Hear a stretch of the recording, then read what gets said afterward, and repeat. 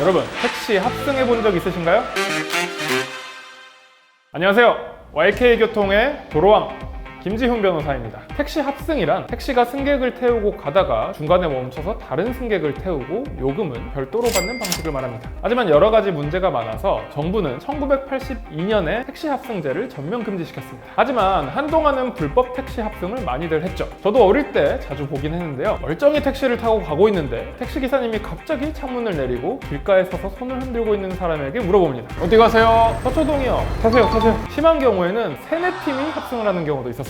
택시기사는 한 번의 운행으로 여러 명에게 요금을 받으니까 좋겠지만 택시 승객 입장에서는 뒤에 탄 사람을 내려주려고 묘하게 길을 돌아가기도 하고 뒤에 탄 사람도 요금이 불명확하게 산정되는 문제가 많았습니다. 무엇보다도 태어나서 처음 보는 사람이랑 같이 택시를 타고 가면 불편하고 불안하고 범죄가 일어날지도 모르는 생각이 굉장히 무섭죠. 심지어 술에 취한 사람이면 더 무섭습니다. 단속이 강화되고 다들 이제 어플로 택시를 부르다 보니 합승은 점점 자취를 감추게 되었습니다.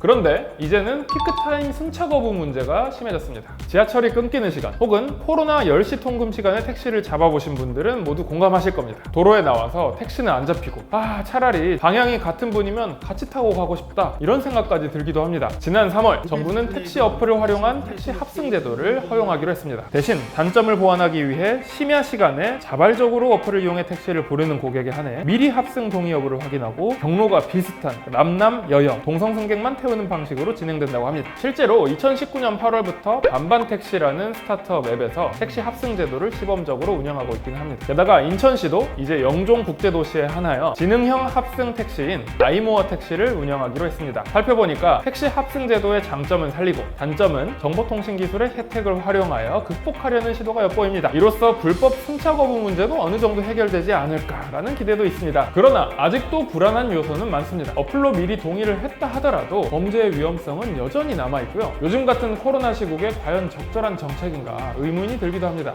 여러분의 생각은 어떠신가요?